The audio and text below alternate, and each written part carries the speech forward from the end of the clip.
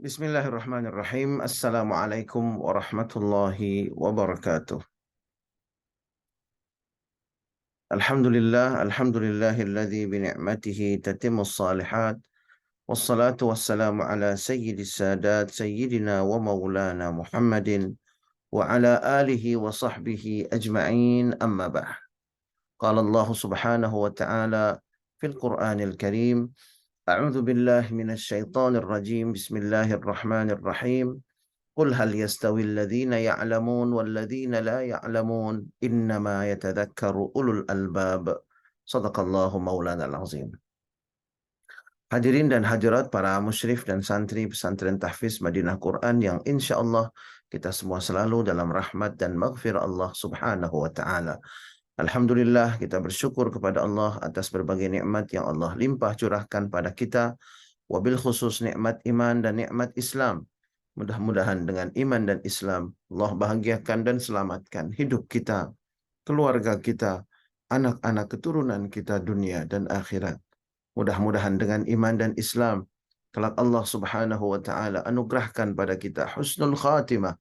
Dan mudah-mudahan dengan iman dan Islam, kelak Allah subhanahu wa ta'ala pertemukan kita dengan kekasih hati kita, Nabi besar Muhammad sallallahu alaihi wasallam, meraih syafaat beliau, berkumpul bersama orang-orang yang saleh di dalam surganya Allah subhanahu wa ta'ala. Amin.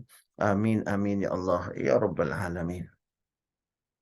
Jamaah rahimakumullah, sebelum kita mulai ta'lim pada kesempatan pagi hari ini, mari sama-sama kita bacakan suratul Fatihah untuk almarhumah Ibu Hajjah Nurhaiba binti Haji Ilyas yang berpulang ke rahmatullah di Semendo, Desa Tenambungku, Kecamatan Semendo, Semendo Darat Tengah, Kabupaten Muara Enim pada pukul 10 kemarin.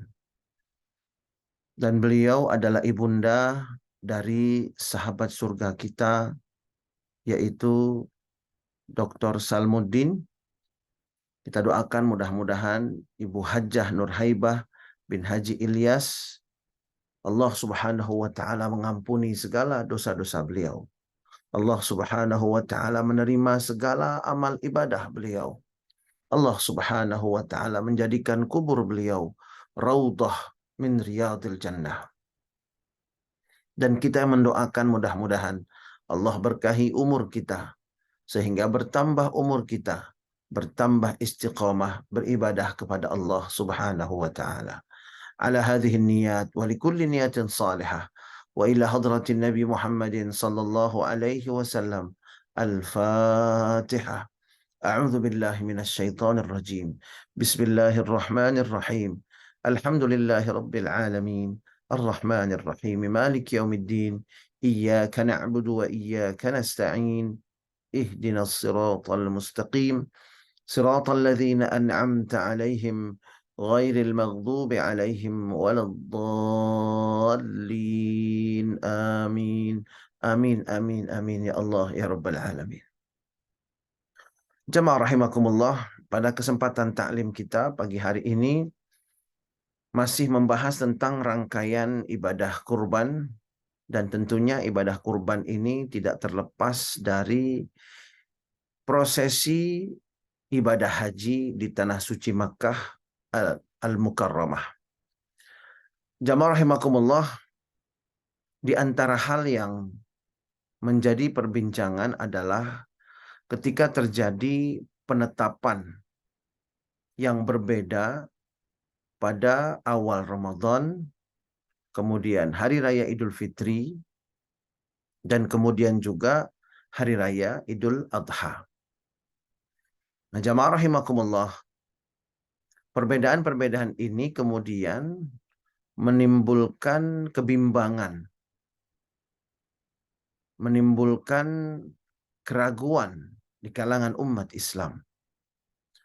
Dan saya berharap mudah-mudahan dengan taklim kita pada pagi hari ini, kebimbangan, keraguan akan hilang sama sekali, berganti dengan keyakinan Dan kapanpun terjadi perbedaan itu, kita sudah memiliki prinsip dan pegangan yang kuat. Jamaah rahimakumullah, ada kalanya penetapan Idul Fitri dan Idul Adha ini berbeda. Sehingga efeknya adalah ketika berbeda Idul Fitri, maka di hari terakhir seseorang yang semestinya berpuasa, sedangkan saudaranya yang lain sudah merayakan Hari Raya Idul Fitri, dia menjadi ragu apakah masih boleh berpuasa atau tidak. Lalu kemudian pada saat Idul Adha, salah satu ibadah yang sangat dianjurkan adalah puasa sunnah Arafah. Karena perbedaan Hari Raya Idul Adha di satu negeri, maka jamaah rahimakumullah kemudian terjadi kebimbangan. Apakah harus menyesuaikan dengan wukufnya jamaah haji di Padang Arafah atau tidak? Sebelum kita membahas dan menjawab tentang hal itu, maka mari sama-sama kita perhatikan beberapa hal yang berkaitan dengan apa yang menjadi penyebab munculnya perbedaan dalam penetapan hari-hari raya tersebut. Jamaah rahimakumullah, di dalam fikih dikenal dengan istilah ikhtilaful matali'. Ikhtilaful matali' artinya adalah perbedaan tempat munculnya hilal atau bulan sabit. Perbedaan tempat munculnya hilal. Dan hal ini sudah dibahas oleh para fuqaha, ulama-ulama fikih. Yang jelas, jamaah rahimakumullah, dalil beliau-beliau adalah sama. Di antaranya adalah surah Al-Baqarah ayat 185, A'udzu billahi minasyaitonir rajim. Faman syahida minkumus syahra falyasum. Barang siapa yang menyaksikan keberadaan bulan dari antara kalian, maka hendaklah dia berpuasa. Kita garis bawahi, barang siapa menyaksikan bulan di antara kalian, maka hendaknya berpuasa. Menyaksikan bulan. Lalu kemudian, jamaah rahimakumullah, hadis baginda Nabi Muhammad sallallahu alaihi wasallam, di mana hadis ini diriwayatkan oleh Imam Muslim dalam kitab As-Siyam. Rasulullah sallallahu alaihi wasallam bersabda, "Sumu li ru'yatihi wa aftiru li ru'yatihi." Berpuasalah kalian setelah kalian melihat hilal. Dan berbukalah kalian setelah kalian melihat hilal. Jadi melihat hilal, menyaksikan bulan. Nah ini jamaah rahimakumullah, dasar daripada penetapan tanggal-tanggal hijriyah termasuk hari raya Islam. Nah kemudian jamaah rahimakumullah, yang harus kita yakini adalah bahwa apa yang dilakukan oleh ulama-ulama pada hari ini dan ila yaumil qiyamah, di mana tetap dilaksanakan ru'yatul hilal, tetap dilaksanakan melihat bulan sabit secara langsung, maka ini tidak boleh disalahkan. Jadi jangan sampai ada opini, pendapat, komentar mengatakan, kenapa sih susah-susah untuk melihat hilal secara langsung, menghabiskan biaya yang besar, padahal ilmu astronomi sudah berkembang, Mengapa kita tidak menjadikan ilmu astronomi saja sebagai acuan dan meninggalkan ru'yatul hilal, meninggalkan melihat, memantau posisi hilal secara langsung. Nah, jamaah rahimakumullah, kembali kepada surah Al-Baqarah tadi dan kembali kepada hadis yang diriwayatkan oleh Imam Muslim bahwasanya Allah Subhanahu wa taala memerintahkan untuk menyaksikan bulan, menyaksikan syahida. Syahida itu menyaksikan. Artinya menyaksikan itu memang melihat betul-betul. Lalu kemudian dalam hadis riwayat Muslim, Rasulullah memerintahkan puasalah kalian setelah kalian meru'yah, melihat hilal, dan berbukalah setelah kalian melihat hilal. Jadi apa yang dilakukan yaitu melihat hilal memang tidak boleh ditinggalkan. Dan dua-duanya sama-sama bisa dibenarkan. Sebagian menganggap ru'yatul hilal ini melalui ru'yatul hisab. Melihat hilal itu bukan dengan cara melihat dengan mata kepala, tetapi melihat hilal itu adalah melihat hilal melalui ilmu astronomi dengan perhitungan matematis. Nah, ini menjadi pendapat yang juga berkembang. Kami juga melakukan ru'yah, imkanur ru'yah, tetapi dengan ilmu astronomi, dengan perhitungan matematis. Sedangkan yang lain melihat langsung dengan mata kepala kita.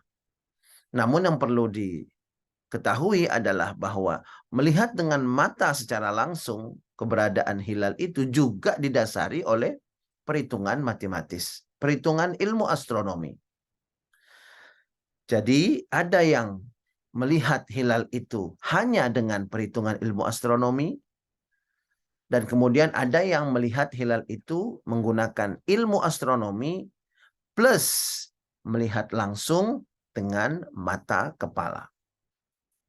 Nah, jamaah rahimakumullah, lalu kemudian apakah ketika hilal sudah terlihat di satu negeri, itu kemudian membuat seluruh negeri yang ada di dunia ini harus mengikutinya? Nah, mari sama-sama jamaah rahimakumullah kita perhatikan pendapat para ulama dalam madhab fikih ahlus sunnah wal jamaah. Pendapat yang pertama mengatakan, dan ini adalah pendapat dalam madhab Imam Abu Hanifah dan Imam Ahmad bin Hanbal, juga madhab Al-Laythi bin Sa'ad di Mesir. Idza ru'ya al-hilalu fi baladin lazima jami'ul biladi al-amalu bihadhihi ar-ru'yah was-siyam bimujibiha. Jika hilal terlihat di satu negeri, maka seluruh negeri wajib mengamalkan ru'yah atau hasil penglihatan ini, sehingga seluruh negeri itu juga wajib berpuasa. Nah, ini pendapat dalam madhab Imam Hanafi dan Imam Ahmad bin Hanbal. Jadi kalau seandainya ada yang mengatakan itu di Saudi sudah berpuasa, maka kita juga harus berpuasa. Jamaah rahimakumullah, tidak boleh kita salahkan. Karena barangkali orang yang mengatakan itu mengamalkan madhab Imam Abu Hanifah atau mengamalkan madhab Imam Ahmad bin Hanbal. Kemudian jamaah rahimakumullah, pendapat yang kedua, yaitu pendapat dalam madhab Imam Malik. Dalam madhab Imam Malik dikatakan, annal hilala idza ru'ya fi baladin lazima as-sawmu al-bilad al-qariba wal-ba'idah. Amma al-biladul ba'idatu jiddan fala yalzumuhumul akhdhu bihadhihi ar-ru'yah.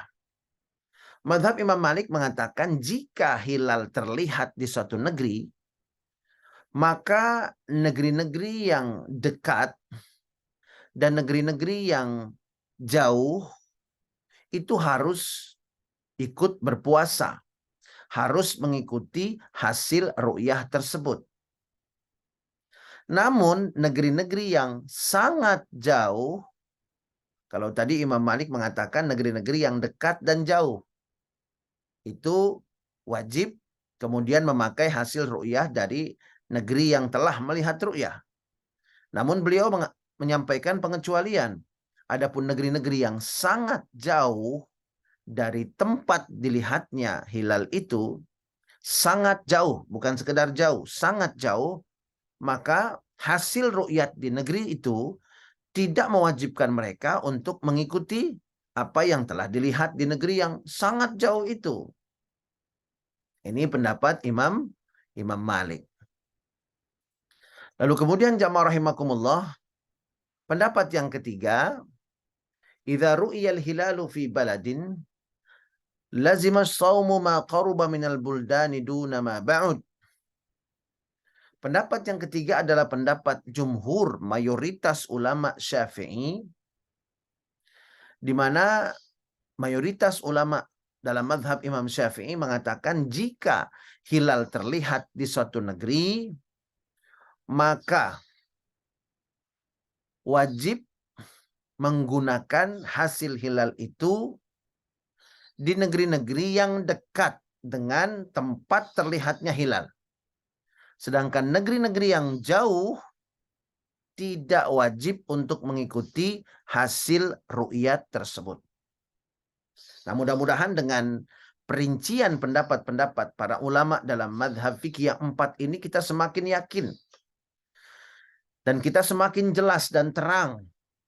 Ketika satu negeri sudah melihat hilal, apakah berarti itu di negeri kita juga harus mengatakan dan mengikuti hasil ru'yatul hilal, atau negeri kita ini ru'yah sendiri? Nah, ternyata jamaah rahimakumullah, dalam madhab Imam Syafi'i dikatakan ketika suatu negeri menyatakan sudah melihat hilal, maka yang wajib mengikutinya hanya negara-negara atau negeri-negeri yang dekat saja. Sedangkan yang jauh tidak wajib mengikuti hasil ru'yatul hilal di tempat tersebut. Ini jamaah rahimakumullah adalah pendapat yang ketiga. Lalu kemudian jamaah rahimakumullah, pendapat yang keempat adalah pendapat Ikrimah.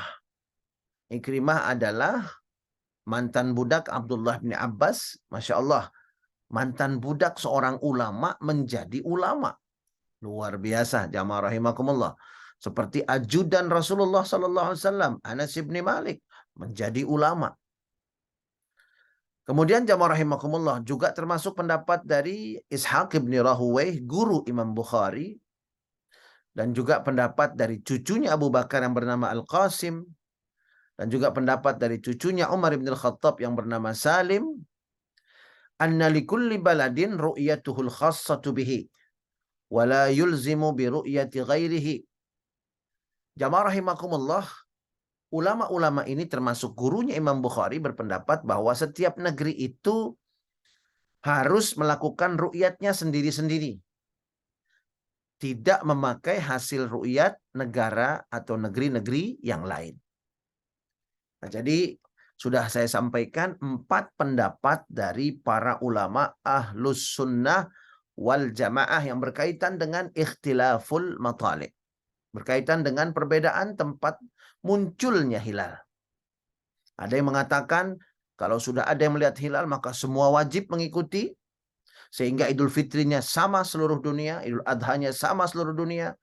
Kemudian pendapat yang kedua, ketika dilihat hilal di satu negeri, maka yang wajib mengikutinya itu hanyalah negeri yang dekat dan jauh saja, sedangkan negeri yang sangat jauh tidak mengikuti, seperti pendapat Imam Malik. Lalu kemudian jamaah rahimakumullah, pendapat Imam Syafi'i, kalau sudah dilihat hilal, maka negeri-negeri terdekat itu harus mengikuti, sedangkan negeri-negeri yang jauh tidak harus mengikuti, melakukan ru'yah sendiri. Seperti dalam mazhab Imam Syafi'i. Dan kemudian pendapat yang keempat mengatakan bahwa setiap negeri itu harus melakukan ru'yatnya sendiri-sendiri. Nah, inilah jamaah rahimakumullah yang kemudian membuat munculnya perbedaan penetapan hari raya di Indonesia. Karena mayoritas umat Islam di Indonesia ini adalah mengamalkan madhab imamuna al-imamus Syafi'i. Lalu kemudian jamaah rahimakumullah, kita akan langsung membahas mengenai bagaimana puasa Arafah. Jamaah rahimakumullah, ketika terjadi perbedaan penetapan Idul Adha atau Idul Fitri, maka saya sangat menyarankan, dan ini sudah saya amalkan sejak dulu dan insya Allah akan saya terus amalkan, kita mengikuti hasil sidang isbat. Sekali lagi, mengikuti hasil sidang isbat. Jadi barangkali kalau kita bilang kita ikut pemerintah, barangkali ada benarnya. Tetapi yang lebih tepat adalah kita mengikuti hasil sidang isbat.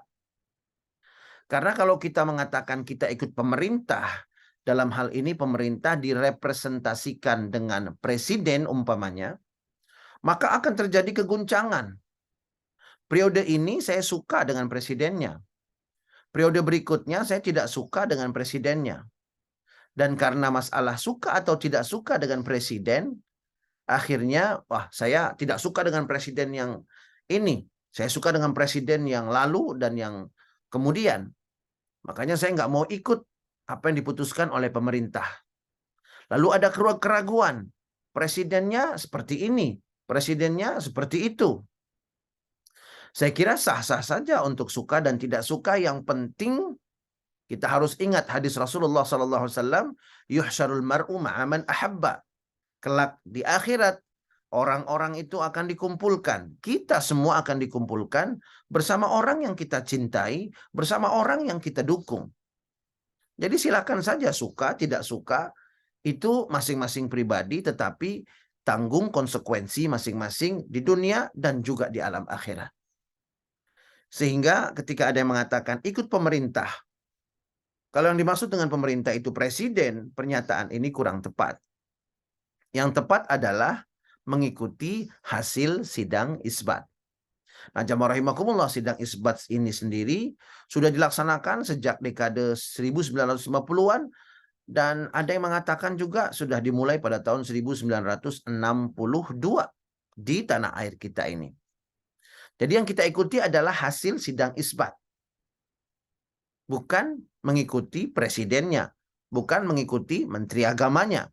Siapapun presidennya, siapapun menteri agamanya, yang kita ikuti adalah hasil sidang isbat.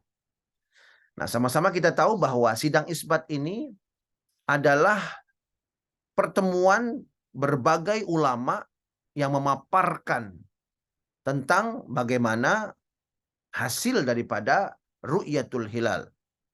Melihat hilal baik secara astronomis maupun secara kasat mata. Dan ini ada ulama-ulamanya. Ada para ahli dan ada ormas-ormas.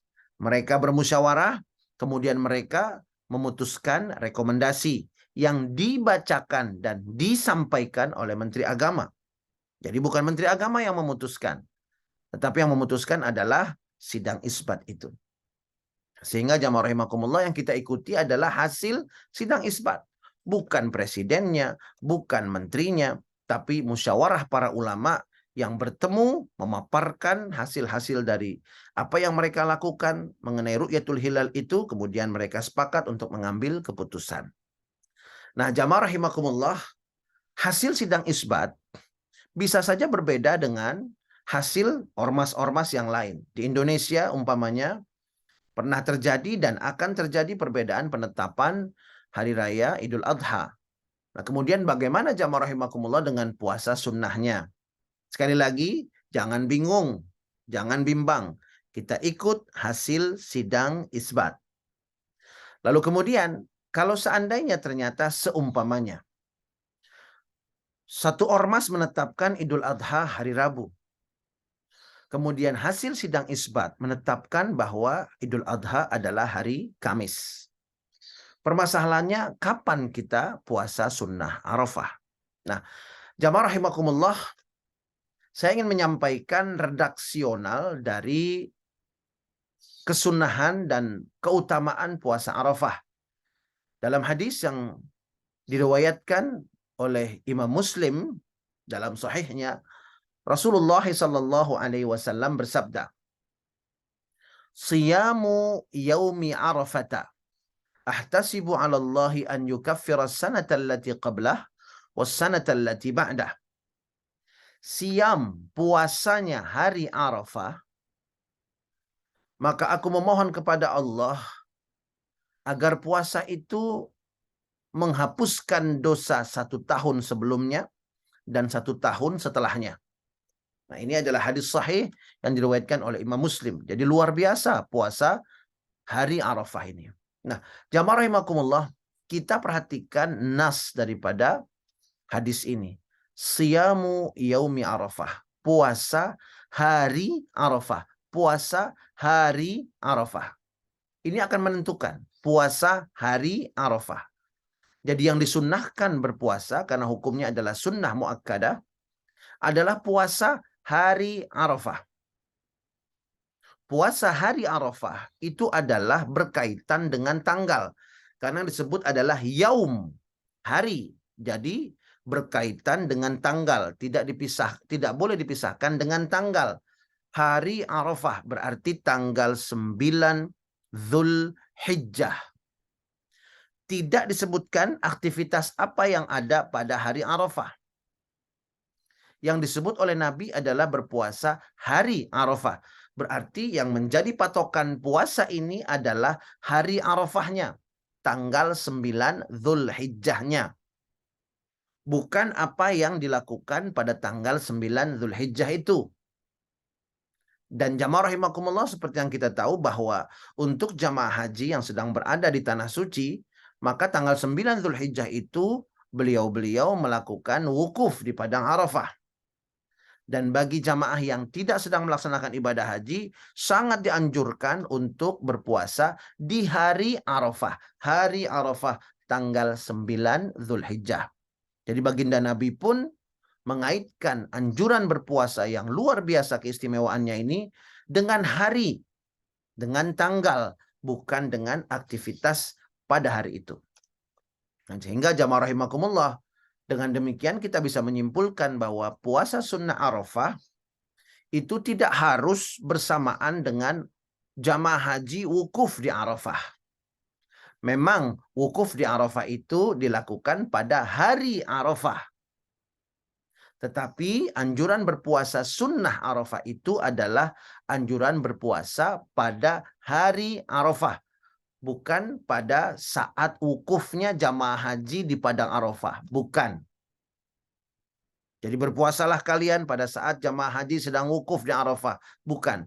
Tapi berpuasalah pada hari Arafah. Kemudian jamaah rahimakumullah, kalau ini sudah kita bisa fahami, maka mari sama-sama kita lihat sejarah. Jamaah rahimakumullah, dalam catatan sejarah disebutkan bahwa ibadah haji ini berkali-kali ditiadakan.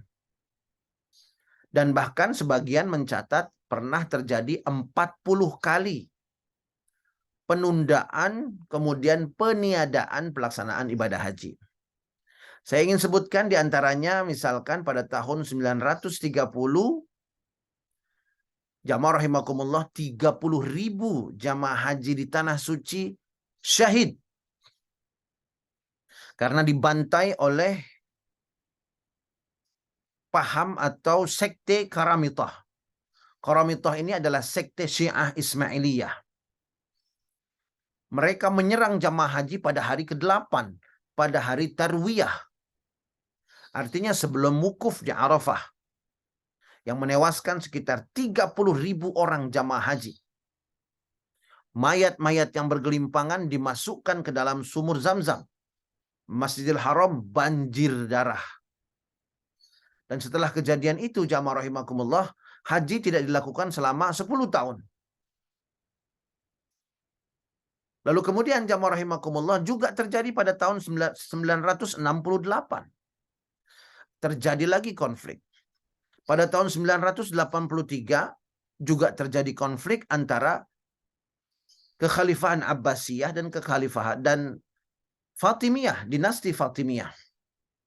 Sehingga selama 8 tahun tidak ada pelaksanaan ibadah haji. Kemudian diikuti pada tahun 1099 terjadi lagi konflik antar negara muslim. Pada tahun 1256-1260 terjadi ketegangan di kawasan itu. Sehingga selama 4 tahun jemaah haji tidak bisa menunaikan ibadah haji ke Tanah Suci. Kemudian pada tahun 1798 sampai 1801 terjadi perluasan kekuasaan Napoleon Bonaparte di kawasan Mesir dan Syria, sehingga menyebabkan rute perjalanan ke Mekah menjadi tidak aman. Lalu disusul lagi jamaah rahimakumullah pada tahun 1831 muncul wabah dari India dan kemudian mencapai tanah suci Makkah, sehingga jamaah rahimakumullah dalam satu catatan dikatakan sepertiga. Dalam catatan lain 3/4 jamaah haji meninggal dunia sehingga ibadah haji ditiadakan. Wabah kolera juga pernah melanda tanah suci pada tahun 1837 sampai 1840 dan muncul lagi 1846.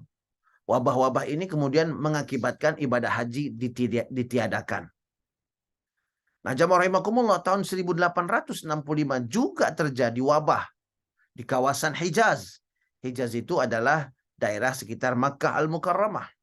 Nah, jamaah rahimakumullah, pada tahun 1979 Masjidil Haram diserang oleh 500 tentara yang dipimpin oleh Juhaiman ibnu Muhammad, seseorang yang mengaku sebagai Imam Mahdi, sehingga Masjidil Haram ditutup selama 2 minggu. Nah, jamaah rahimakumullah, dalam satu catatan disebutkan 40 kali haji itu ditiadakan. Nah, kemudian kalau seandainya haji itu ditiadakan, praktis wukuf di Padang Arafah pun tidak ada. Nah, pertanyaannya adalah, ketika wukuf di Padang Arafah itu tidak ada, apakah hadis dari baginda Nabi Muhammad SAW yang mengatakan bahwa puasa sunnah di hari Arafah itu menghapus dosa 1 tahun sebelumnya dan menghapus dosa 1 tahun setelahnya masih berlaku? Jamaah rahimakumullah, jawabannya masih berlaku. Meskipun di tanah suci tidak ada wukuf, hadis ini tetap berlaku karena puasa sunnah Arafah tidak berkaitan dan tidak tergantung dengan wukufnya jamaah haji di Padang Arafah, tetapi bergantung kepada tanggal 9 Zulhijjah. Dan tanggal 9 Zulhijjah ini pun mengikuti hasil ru'yah di negeri masing-masing dan negeri yang terdekat. Sehingga jamaah rahimakumullah, ketika umpamanya Idul Adha jatuh pada hari Kamis, maka yang mengikuti hasil sidang isbat hari Kamis, puasa Arafahnya adalah hari Rabu. Dan kemudian bagi yang mengikuti hari Idul Adha-nya adalah hari Rabu, maka puasa hari Arafahnya jatuh pada hari Selasa. Nah, mudah-mudahan jamaah rahimakumullah kita tidak saling menyalahkan. Yang penting kita memiliki prinsip yang kuat dengan dilandasi oleh ilmu yang kuat sehingga ibadah kita pun jauh dari keraguan. Nah, jamaah rahimakumullah, mudah-mudahan taklim kita pada pagi hari ini ada manfaatnya dan bisa menjadi prinsip bagi kita untuk menyikapi perbedaan-perbedaan penetapan hari raya dan hari-hari istimewa dalam Islam yang membuat kita terkadang bimbang, sehingga saat ini dengan prinsip dan taklim ini insya Allah kita tidak bimbang lagi dan kita tetap mengikuti hasil sidang isbat pertemuan musyawarah dari para ulama. Bismillahirrahmanirrahim. Alhamdulillahirabbil alamin. Allahumma shalli ala sayidina Muhammad wa ala ali sayidina Muhammad. Allahumma la tada' lana fi majlisina hadza dhanban illa ghafartah wa la hamman illa farajtah wa la karban illa kashaftah wa la 'aiban illa satartah wa la maridan illa syafaitah wa la dainan illa qadaitah wa la hajatan min hawaijid dunya wal akhirah illa qadaitaha wa yassartaha ya Allah ya rabbal alamin. ربنا هب لنا من أزواجنا وذرياتنا قرة أعين وجعلنا للمتقين إماما ربنا اغفر لنا ولوالدينا وارحمهما كما ربيانا صغارا ربنا آتنا في الدنيا حسنة وفي الآخرة حسنة وقنا عذاب النار وصلى الله على سيدنا ومولانا محمد وعلى آله وصحبه وسلم والحمد لله رب العالمين سبحانك اللهم وبحمدك أشهد أن لا إله إلا أنت أستغفرك وأتوب إليك. Billahi taufiq wal hidayah. Wassalamualaikum warahmatullahi wabarakatuh. Waalaikumsalam warahmatullahi wabarakatuh. Buya, sampai Assalamualaikum warahmatullahi wabarakatuh. Pak Edri, Pak Adri. Assalamualaikum.